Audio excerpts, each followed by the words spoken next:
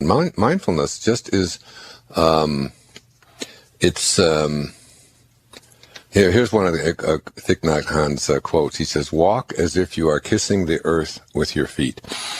It's a practice of putting your mind and your consciousness onto exactly where you are in the moment and being able to find beauty.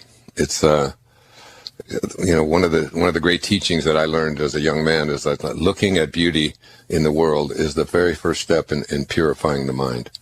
To be able to find beauty. I remember the story I told of Viktor Frankl when I was with him in 1978 on a panel in Vienna. The great Viktor Frankl, who wrote Man's Search for Meaning, and he said that they would give.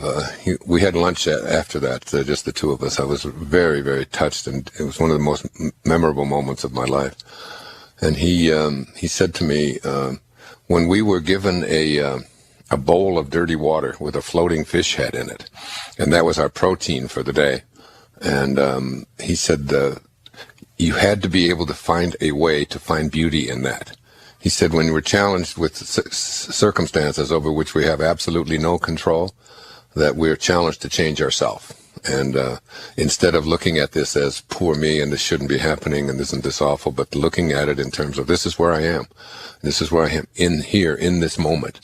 And in this moment, I'm going to find beauty in this and be in a state of appreciation for this fish, for it's giving its life to me. It's allowing me to survive and so on. And he said he told me, and I'll never forget this, he said the people in the concentration camps, this was in Auschwitz, in Poland, he said the people who couldn't find beauty in the circumstances that they were in, the horrible circumstances that they were in, he said they would always perish. He said, you've got to be able to see beauty. The famous line from John Keats in Ode on a Grecian Urn, beauty is truth, and truth is beauty.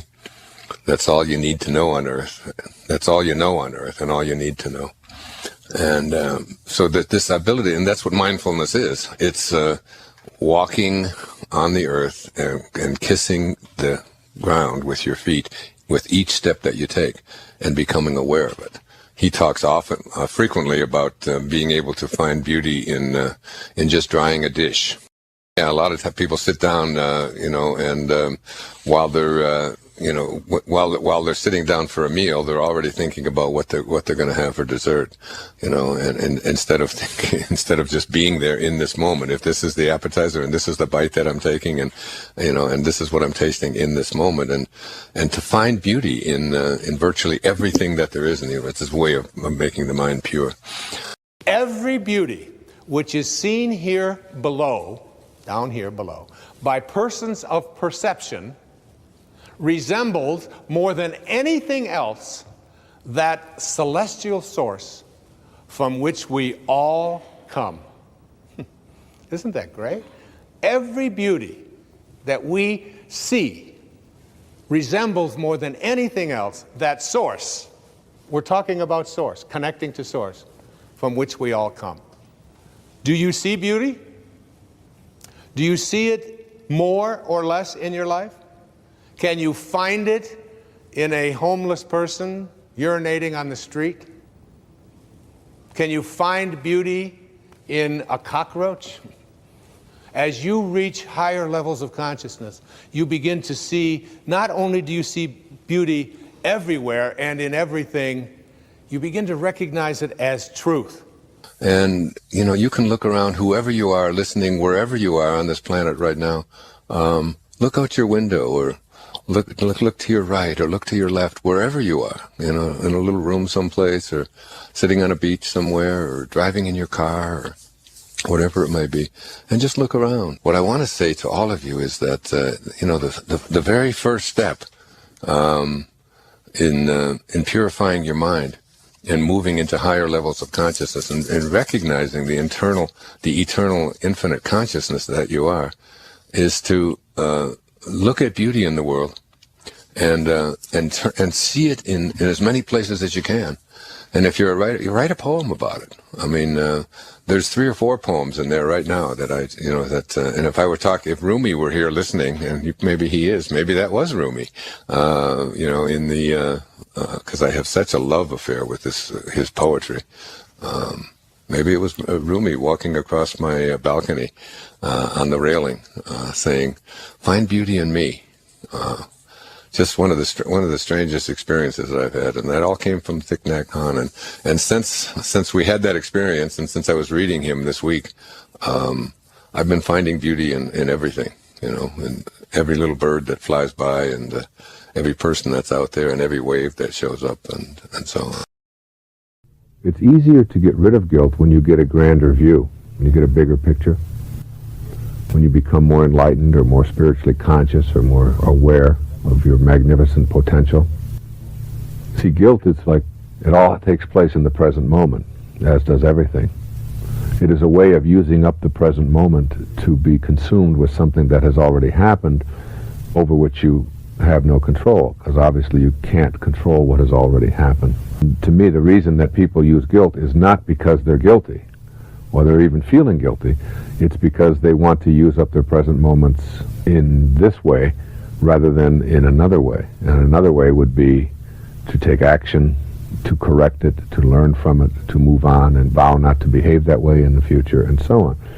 But the guilty person doesn't do that. The guilty person cannot learn from their mistakes. Learning from your mistakes is simply learning from your mistakes. Guilt is saying that I'm going to use up my present moment to be immobilized or be depressed or be full of despair over what has happened. But when you get a grander, more spiritual view of life, you realize that everything that you did, or everything that happened for a reason, that there are no accidents, and that all of those things that you did at one particular time toward somebody else that you feel guilty for now had a lesson in them. And so you look for the lesson. And in the process of doing that, you grow and learn not to do that anymore. I mean, that's what being human is about. When you have 7 children and 5 of them are under the age of 8, and you're around them a lot, you will raise your voice, you will say things occasionally that you don't mean. You might say something to one of your children who are very sensitive when they've done something that you think of as very stupid, and you'll say something to them, like maybe you'll call them stupid, or you'll lash out in anger, or whatever. These kinds of things just go on, and anybody who's parents of a large family know exactly what I'm talking about. And yet you don't want to behave that way. You don't want to be lashing out at your kids. You don't want to be striking them, certainly. You don't want to be saying things to them that you don't mean, and so on. There are options, for me at least, there are options always. And I do that occasionally, much less occasionally than I did years ago, but it happens. And I'll lose it for a second, and in a moment of frustration say something that I don't mean. Now, I have a couple of choices when this happens. One of them is to feel really guilty, and feel awful, and fill myself with despair, and flagellate myself, all right, in many different ways. And that will do nothing except keep me immobilized in the present moment, and so on. And the other thing that I do, instead of the guilt, is I say to myself, this is just an indication of where you are not. You would like to think of yourself as like this spiritually aware person who is above this sort of thing, that is getting frustrated over the behavior of a 3-year-old. And you like to think of yourself as someone but every once in a while you slip. It's like there's a learning thing in this for you. What it is that you're not there yet all the way. You're there maybe 90% of the way, but you're still not there. And it's a reminder of where I am. So guilt is no longer possible. It's like, this is almost an instantaneous learning device. And now what do I do with it?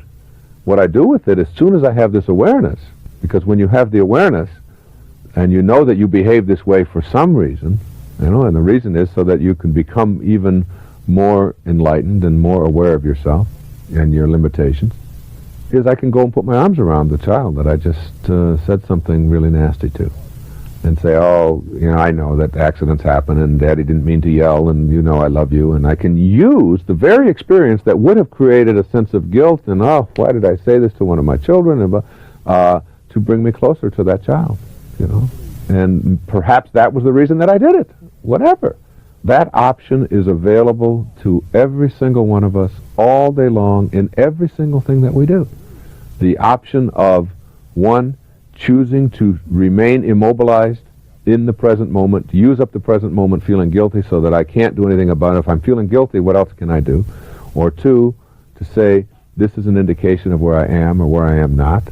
All right?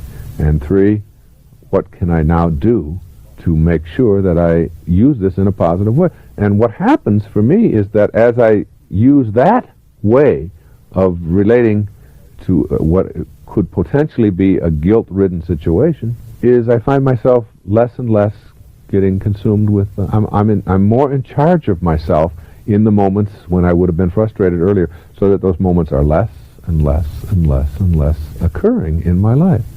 How do you feel about your parents? How do you feel about the way you treated them, or the way that they treated you, or are you guilty about something that you said toward them, and so on? And after a while you get to a point you realize that your parents did exactly what they knew how to do, given the conditions of your life, and so did you. So that all the things that you said or all the things that you did were just part of what you were here for and what you had to learn. And you grasp that instantly. You don't get filled with guilt. And I wrote these words out in the shift. Believing that you're separate from God. The collective consciousness of humanity painfully and unnecessarily influences us by believing in and behaving like an ego-designed God. Those are my words. An ego-designed God. We've created a God out of our egos that matches our false selves. A few of the attributes of this ego-designed God are that it plays favorites, that it craves opulence, that it promotes killing and warfare in the name of God, that it accepts indulgences for special favors, that it punishes bad behavior, that it needs to be avenged. These and many other attitudes illustrated a God created by the illusions of the collective ego. Throughout history, this ego-designed or man-made God is characterized as separate from us. Who among us hasn't heard of God portrayed as a white, dead male with a long, flowing beard who floats around the heavens with supernatural powers, watching over us like a cosmic bellboy who will answer our prayers sometimes, depending upon his whims and whether we've obeyed his rules? This God is viewed not as an all-giving divine source, but rather as a temperamental superpower who withholds his ability to solve our problems or heals our diseases, depending upon whether he's in the mood to grant us special dispensation. This is a God of the ego, created by ego and dedicated to serving ego's demands. This is a God that must, by virtue of its own ego, be separate from the subjects that it must watch over, control, and punish when necessary. And that's what it looks like. This idea that we are separate from God, it's not blasphemy to say that I am God, which doesn't make me better than anyone else, because that's not the God from which we originated. The God from which we originated, the source of all things, is benevolent, is loving. It doesn't know how to make distinctions. The memory of God comes to the quiet mind. It cannot come where there is conflict. For a mind at war with itself remembers not eternal gentleness. What you remember is a part of you. For you must be as God created you, as your source created you. Remember, you didn't come from your parents. You came from the void. Let all this madness be undone for you, and return in peace to the remembrance of God still shining in your quiet mind. In Australia, not too long ago, I was on the Tonight Show there, and the woman asked me the question, what is your mission? And I just blurted out, to live a God-realized life. She said, what does that mean? And I just thought, just thinking like whatever the source of all things thinks like, to be in alignment with that. Just to think that way. That's all. Just to think that way and act that way. That's what I'd like to do. That's how I'd like to live my life, whatever days I have. And as we now start to make the U-turn, we're going to come back and we start heading in a different direction. We start coming back to what T.S. Eliot said, we shall not cease from exploration. And at the end of all of our exploring will be to return to the place from which we originated and to know it for the first time. One of my favorite quotes is from Herman Melville, who wrote Moby Dick. And when I read it in college, I thought I was reading a book about a man chasing a whale. And now I realize, having read it again, that it's about a man trying to find himself and his passion, and to live his passion. And Melville would go out onto the, he lived in western Massachusetts back in the 19th century. And he would lie down on the cornfields in western Massachusetts with his head up so that he could get a vision of what it must have been like to be out there on that ocean all by himself. And all he could see was corn silk. I read this in a biography of Melville. And he would just stare at this, the immensity of this. And that's just what he would imagine. And then he wrote these words. He said, "For as this appalling ocean surrounds the verdant land, so in the soul of man lies one insular Tahiti, full of peace and joy, but encompassed by all of the horrors of the half-lived life." I just don't think writing gets much better than that. Go to Tahiti. Find that place within. Go within and let the ego be scorched, as Ramana Maharshi put it. By turning the purpose of your life into one of service and leaving behind your self-absorption, you discover the irony of manifesting. The more you choose to be of service, the more profoundly you experience unconditional love, and the more you find materializing into your life. Service is best thought of as a continuous focus in your life rather than being limited to certain kinds of giving activities. Service is a state of mind that expresses love rather than fear, trust rather than distrust. It focuses on meeting all others as equals with whom we share a spiritual identity. This inner attitude of love reveals itself in action. Service does not require that you become a Mother Teresa. You serve by suspending your ego and extending the love that fills that space. It can take a million different forms, but when practiced with authenticity, from the heart, it makes all that is manifested into your life worthwhile. The only problem you will encounter is attempting to give or serve without love. Service without love is obligation, and it carries guilt and anger and resentment along with it. Work at being in a state of unconditional love with your service efforts, and when love is not authentically present, acknowledge that as well. You get back from the universe, from the world, what it is that you put out there in the world. If your message to the universe is gimme, gimme, gimme, which is a lot of people's message to the universe. I want this from you, I want that from you, please give me this, I have to have that. That's what their prayer is like, that's what their message is, and they say, I want this from the universe, gimme, gimme, gimme. The universe's response back to that kind of a mentality is exactly the same. The universe will say right back to you over and over again, gimme, gimme, gimme. And the interesting thing about all of this, the irony of this, is that if you shift that, and you say to the universe, to the world, how may I serve? How may I serve? The universe's response back to you is, how may I serve you? How may I serve you?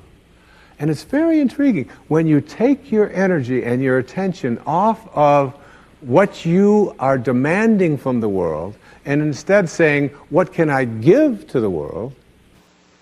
It comes from your saying to the universe and to the world, what can I do for you? How may I serve you?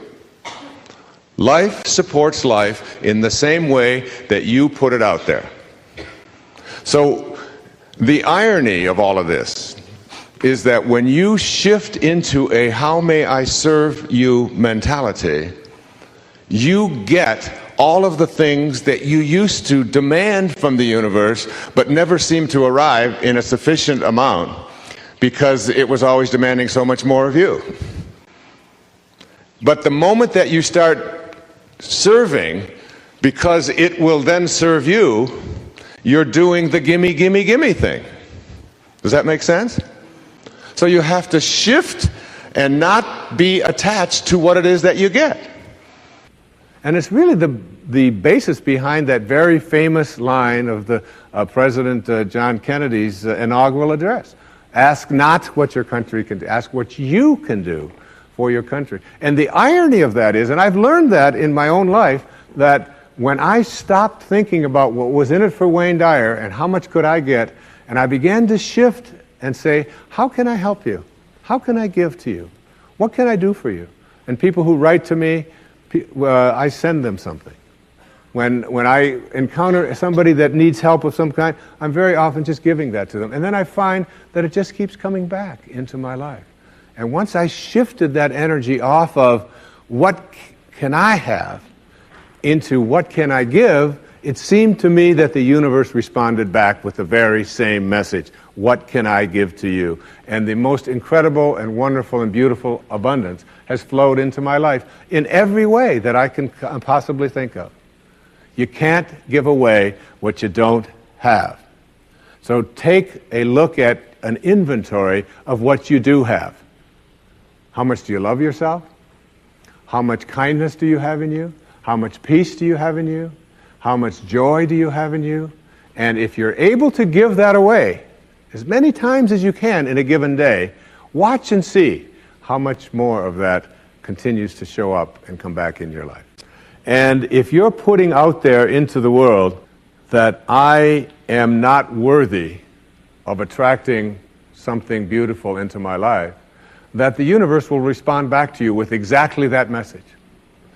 And there are people who come to me and who came to me for years when I had my own counseling practice and so on, and they would say to me, I just keep attracting the same kind of people, the same kind of events, the same kind of losers into my life. Why is that? Why do I keep doing that? And I keep attracting an absence of abundance. I just can't seem to attract abundance into my life. I'm always behind the 8 ball. I'm never getting ahead.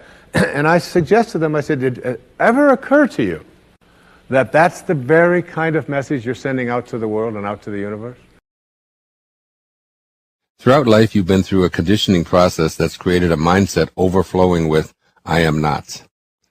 As a school child with a less than satisfactory grade on your report card, you thought to yourself, I am not smart. You place anywhere other than number 1 and say, I am not talented. You feel criticized and believe that I am not good. You look in the mirror and compare yourself to a glamorous movie idol or homecoming queen and tell yourself, I am not attractive. Your relationship fractures and you think, I am unloved or I am unworthy. These and many more like them are repeated throughout your developmental years and into adulthood and become your core defining self-concept. You are listening to this book because you wish to elevate your life to heights way beyond ordinary. You are endeavoring to adopt new truths that are harmonious with your higher and highest self. Now is the perfect time for you to begin discovering the God within you and yourself as God, and to expand your self-concept. I applaud you. Your self-concept is everything that you believe to be true about yourself. Overcoming this I am not mentality begins with trusting your inner world of spirit. There are no boundaries restricting your inner world, but your worldview and your self-concept in the outer world are defined by your 5 senses. The outer world is always changing, which by our previous definition means it is not real. This awareness could lead to you experiencing a majestic wake-up call right here, right now. How does it feel to realize that most of what you believe about yourself and your limitations is based on an illusion? A well-intentioned illusion handed to you by people in bodies that no longer exist in a time that has passed. Much of your self-concept is a fiction based on beliefs that are untrue and contain no veracity when you were first exposed to them. This is exquisitely detailed by Anita Moorjani, who had a near-death experience, an NDE, that challenged all of her previous self-concepts about who and what she was. Her story illustrates that there's another dimension where you can become one with God and create miracles in your everyday life. While in her NDE state, Anita was shown that Everything going on in our lives is dependent on this energy around us, created by us. Nothing is solid. We are the creators of our surroundings and life conditions depending on how we use this energy. Our physical bodies become sick because of the energetic level at which we live. As Anita reported, I realized that if I went back, it would be with a very healthy energy. Then the physical body would catch up to the energetic conditions very quickly and permanently. I was given the understanding that this applies to anything, not just diseases. Anita was given the opportunity to return to her cancer-ravaged body. Astoundingly, 4 days after her NDE, her body showed almost no signs of cancer. Anita realized that the seemingly solid world that our senses offer us is really an illusion. She changed the outcome of test results and concluded that we can change anything by changing our energy that we create with our thoughts. For her, this included a reality called cancer because a shift in consciousness actually made it disappear. Quote, she says, "From what I saw, it looked like we are energy first, and physical is only a result of expressing our energy," she says. And then she says further, "And we can change our physical reality if we change our energy." Unquote. This is what your declaration of I am God can be for you. God is not physical. It is energy. And this divine energy is not like the material world energy that your senses report to you. Anita reported that she experienced a profound awareness that everything and everyone are interconnected. There is no separation. All she had to do to heal her physical body was to merge into God consciousness and be perfect love. Quoting her, she says, "I felt one with everything.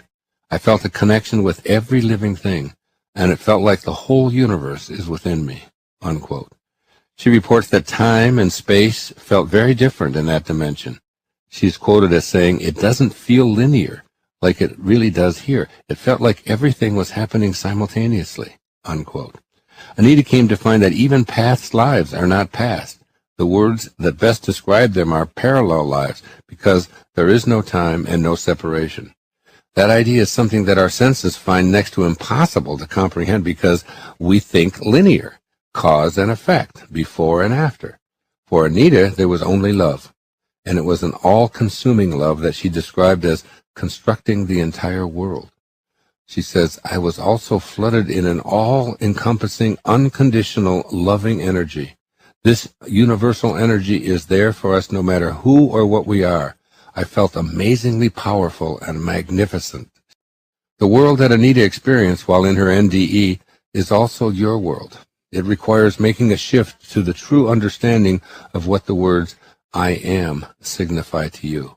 Live from the perspective that all things are possible, planted firmly in the depths of your imagination. The more you believe in your own divine nature, the more it starts to become real for you. Anita's almost instantaneous healing from an imminent death prognosis taught her that our highest self is unconditional love, no separation, no time, no judgment. As she puts it, quote, "Whatever you believe, you will find that you are correct," unquote. Just think of the importance of living from this perspective now, rather than hoping it will become your reality sometime in the future or after your body dies. Living from the I am God awareness necessitates knowing that you are one with transcendent unconditional love. The inner knowing that you no longer have to lie or distort anything for the sake of the approval of others, or to elevate yourself in others' eyes, is the freedom that truth brings. The way I figure it, that if Saul of Tarsus, a murdering thief, can be transformed in a moment of holy insight and become the apostle St. Paul simply by letting in the truth and living it, so can Wayne Dyer admit to his mistakes of the ego and live the truth, and so can you. As Thomas Merton put it, we must be true inside to ourselves before we can know a truth that is outside of us. Moving from phony to real is first being true inside and then experiencing the truth of living it. As you begin to live these truths, you not only turn your own world around, you also affect the transformation of the world around you. The truth not only sets you free, but it will set the world free as well. The world's ego cannot stand up to the celestial light of the truth any more than your personal ego can. The distortions that you see around you, the cheating, the lying, stealing, and killing, will begin to disappear as we reach within our own individual selves and transform the ego energy. Here are some suggestions for ridding yourself of deception and embracing truth full time. Make an inner commitment to establish a new relationship with truth. The way to make this happen is to catch yourself when you're exaggerating or deceiving anyone, including yourself. Then silently tell yourself that you are about to puff yourself up by overstating the truth. Decide to simply relate exactly what happened, no more, no less, and see how that feels. You will discover as you catch yourself immediately before the lie that you are consulting your higher self, which flourishes in truth instead of giving in to ego demands to be false. You will enjoy a deeper, richer experience of life that feels refreshing compared with the phony presentation of yourself seeking approval. Be on the alert for inner dialogues that dwell on your accomplishments rather than the path of purpose. Recently, I remember giving a speech to a large group of radio broadcasters and was very pleased with my performance. After the lecture, as I was jogging, I was reliving the lecture experience. At the very moment that I was seeing in my mind's eye the crowd getting to its feet and applauding, I turned a corner and smacked my elbow into a wall so hard that it sent a sharp pain through my arm that lasted for several weeks. Every time I felt that pain, I was reminded to get my ego out of the way and stop focusing on myself. I was reminded of my purpose and my service and not to get caught up in the applause. Inner dialogue about your purpose in life will keep you on the path. Be silent. When you are unsure about whether to tell the truth or distort because you feel that the truth will be more painful than it is worth, then do and say nothing. You are not obliged to anyone to reveal every detail of your life. You have the right to remain silent and learn your lesson in that silence. Develop a personal truth that is unassailable from outside forces. Simply declare your own agreement to practice truth and to be independent of the good opinion of others. Resist the need to boast and to talk about yourself. Strive to be interested rather than interesting. This is the way of the higher self. Become the listener, the one who is interested in the accomplishments and activities of others, and you will not need to boast and to distort your personal storyline. If you find yourself exaggerating, stop. Just stop and verbally correct yourself. You don't need to explain that you are breaking your habit of exaggeration. Just correct the statement. Write your own personal honor code. In your words, describe your intention to make truth the way of your thoughts and actions by suspending your need to deceive yourself and others. Then internalize your code of honor by reading or reciting it to yourself on some regular basis.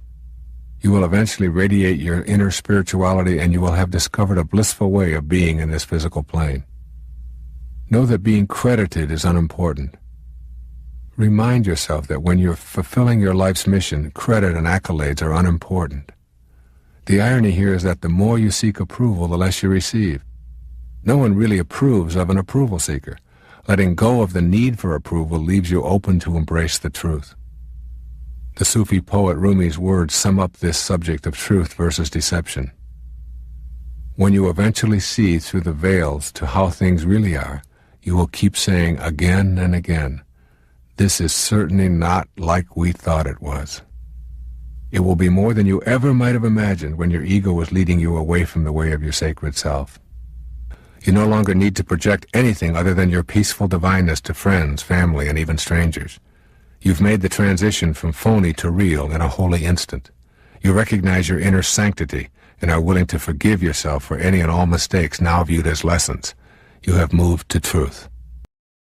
When you get to the place where you see yourself as that spiritual being, all of your fears disappear and you're able to surrender. I remember someone reading one of my books, and I was at a talk, and at the end of the talk she stood up and she said, "You know, I didn't get very much out of your book. It was your sacred self." She said, "I didn't get much out of it." Some people need to tell me that.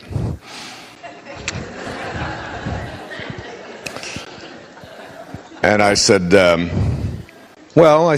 know, there's just lots of other books out there as well, something to that effect, and it's already done, because when people tell me that I should have written it one way or another, I said, it's just so much trouble to recall them all, you know, it's like, there's too many out there. You know? She said, "But the one thing that I did get out of your book is that I no longer have a fear of death." She said, "I'm just not afraid to die anymore."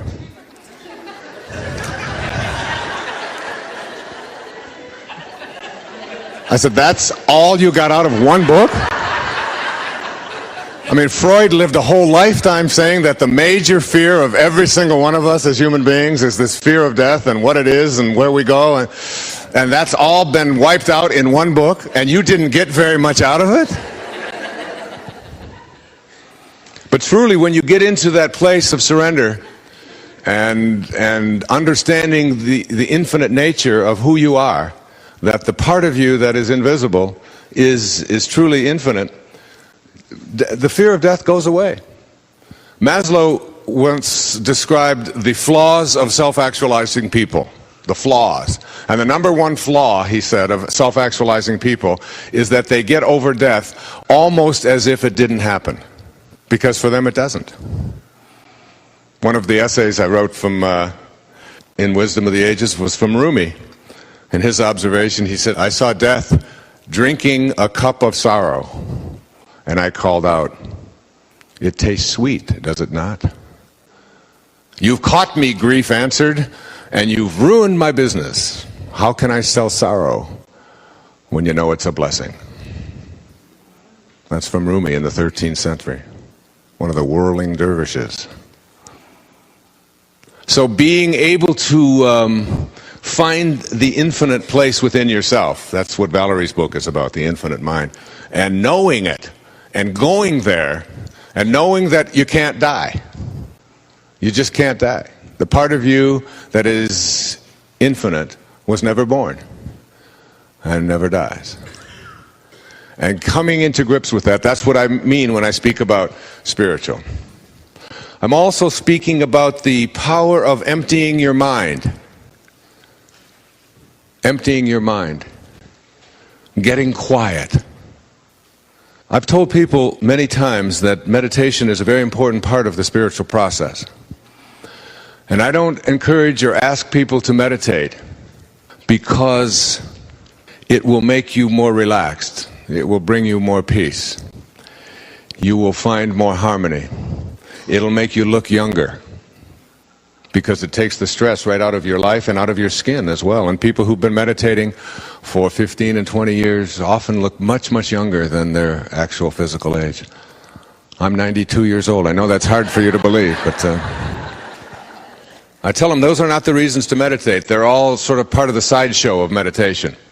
That the reason to learn to meditate is that it is the only way that you can come to know God. And the reason that is true is because God is the one power in the universe. That theme will be stressed over and over here. There is one power in the universe, not two. Most of our problems, quote, problems, come from our belief in two powers.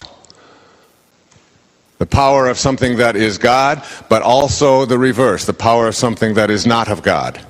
But I am suggesting here over and over again that there's only one power, and anything that does not appear to be of God is God going away from God.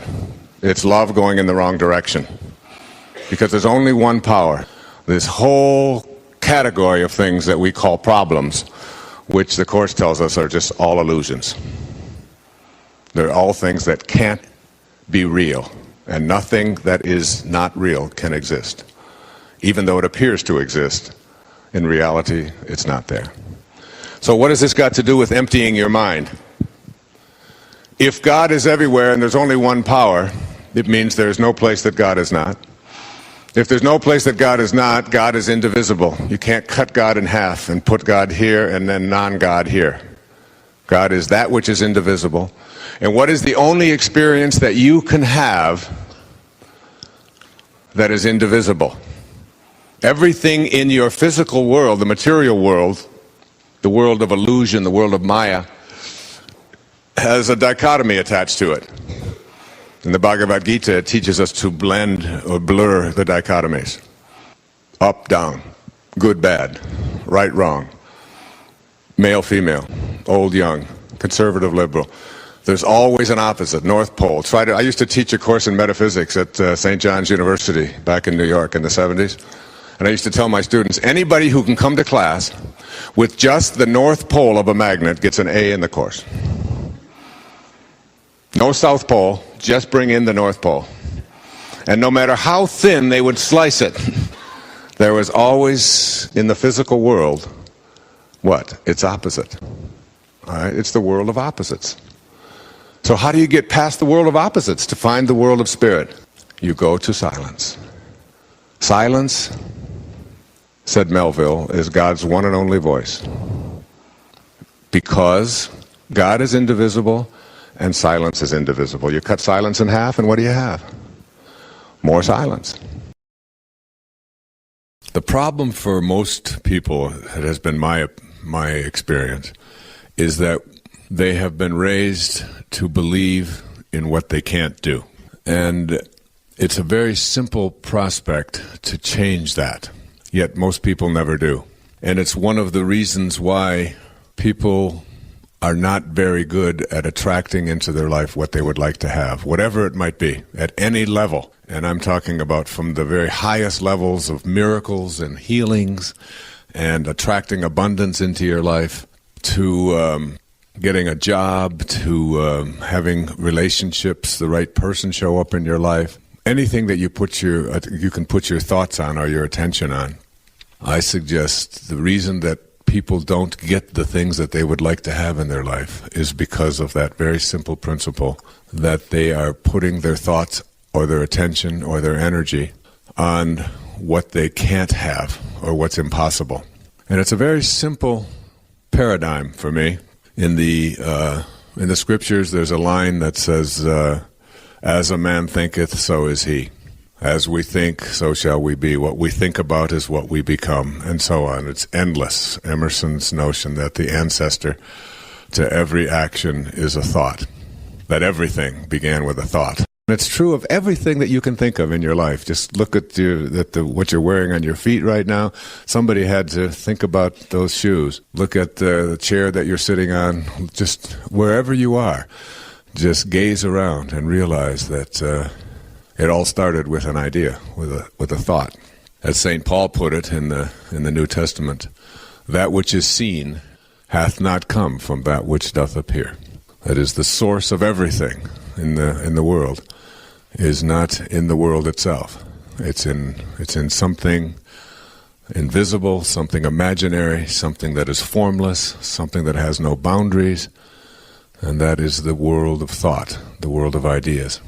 And if you can just accept that premise that what you think about is what expands, then if your thoughts are on what you can't do, or if your thoughts are on what you dislike, or if your thoughts are on what always has been, or if your thoughts are on what other people expect of you, and even if you despise all of that, and even if you find a lot of fault with that, and if you're very angry about all of that, about the way things always are, or always have been, rather, or the way things used to be, if your energy and your thoughts are on those things that you dislike, then you will attract more of what you dislike into your life. And it's almost as if it's a law of the universe. And that highly functioning people, one of the things that I learned from one of my great mentors, Abraham Maslow, many, many years ago as a doctoral student, is that when someone comes to you and they're looking for help of any kind, never place more than a few moments' attention on the problem. Because if your thoughts are always on, and what you're talking about is always on what is wrong, and what the problem is, you will become an enabler to that person to continue to manifest more of what is wrong and the problem in their life. And that highly functioning people, self-actualizing people that Maslow called them, were people who didn't think about what is, not even what is. And just notice in your life, as you think about this principle of having a mind that is open to everything, think about how many people you run into every day whose thoughts are on the circumstances of their life and who talk about the circumstances of their life. This is what's wrong. This is what I don't have. This is something that I can't seem to get right. I keep having the wrong things show up. We don't have any money. We don't have the right friends. I don't like the way my spouse treats me. My children are always this. Whatever. It's this endless inventory of things that people's minds are occupied with that are on what is. And if you want to know about self-actualization, you have to learn how to take your thoughts off of what is and onto what you intend to manifest with passion. You have to make that shift so that every time you are having a thought that is based upon the circumstances of your life, what always has been, what used to be, or whatever, you shift it. And you make the picture in your mind shift onto something that you intend to create or manifest into your life. So having a mind that is open to everything and attached to nothing is a mind. This came from a man who wrote back in the 10th century in the dialogues of Tilopa and his discourses. And he was a Vedantic scholar who lived in India over 1,000 years ago. And he suggested then in those discourses that a mind that is open to everything is one that has the potential for attracting everything into its life. And a person who doesn't have a mind that is open to everything will attract exactly what it is that they have their attention on. So one of the things that we have to do to create a mind that is open to everything is to look at what it is that we believe is not possible. And then, if you will, rewrite your agreement with reality. Literally rewrite it and have it shift. Wisdom is avoiding all thoughts that weaken you. Every single thought you have can be assessed in terms of whether it strengthens or weakens you. In fact, there's a simple muscle test you can do to try out any thought that you're having in the present moment. It works like this. Hold your arm out to your side and have someone else attempt to push your arm down while you resist. Think of telling a lie and notice how much weaker you are than if you think of a truth. This can be done for any thought that elicits an emotional reaction. In a book titled Power versus Force, David Hawkins, a medical doctor, elaborates on this method and provides a map of consciousness to show you how every thought computes to either weaken or strengthen you. Authentic wisdom is the ability to monitor yourself at all times to determine your relative state of weakness or strength, and to shift out of those thoughts that weaken you. In this way, you keep yourself in an upbeat, higher state of consciousness, and you prevent your thoughts from weakening every single organ of your body. When you use your mind to empower you, you're appealing to that which uplifts and raises your spirits. Power urges you to live and perform at your own highest level, and it is compassionate. Force, on the other hand, involves movement. This is unlike power, which is a standing field that never moves against anything. Because force is in motion, it always creates a counterforce. That counterforce constantly consumes and must be fed energy. Rather than being compassionate, force is associated with judgment, competition, and controlling others. For example, in an athletic event, your thoughts are on overpowering your opponent, being better than another, and playing and winning at any cost. The entire muscular structure of your body is actually weakened because thoughts of force weaken you. On the other hand, if in the midst of an athletic event you can keep your thoughts on performing at your highest capacity, on using your inner strength to muster the energy to be as efficient as it's possible for you to be, and to have great respect for your God-given abilities, you will actually be empowering yourself. A thought of force requires a counterforce, and a battle that weakens, while a thought of power strengthens you, since no counterforce is called into play to consume your energy. Power thoughts energize you, since they make no demands on you. Thoughts that weaken you. If a simple thought will make the muscles of your arm go weak or strong, imagine what it must be doing to all of the other muscles and organs of your body. Your heart is a muscle that's weakened by thoughts that disempower you. Your kidneys, liver, lungs, and intestines are all surrounded by muscles that are affected by your thoughts.